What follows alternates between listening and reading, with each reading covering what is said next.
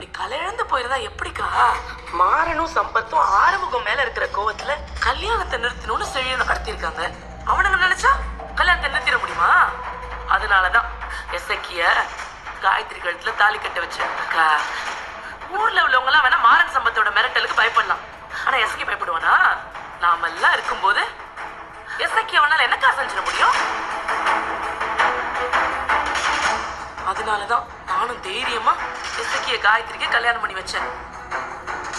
அது மட்டும் இல்லக்கா, நீங்க மூச்சு பேச்சு இல்லாம கிடக்கிறத பார்த்துதான் உங்களுக்கு ஏதாவது ஆயிடுமோன்னு பயந்து போய்தான் அவசர அவசரமா இந்த கல்யாணத்தை நடத்தி வச்சேன்க்கா.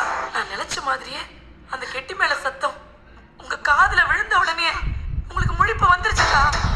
அனாதையா இருந்த எனக்கு கல்யாணம் பண்ணி வச்சதும் நீங்க தான். இன்னைக்கு வரைக்கும் எனக்கும் என் பிள்ளைங்களுக்கும் நல்லது கெட்டது பண்றதும் நீங்க தான்.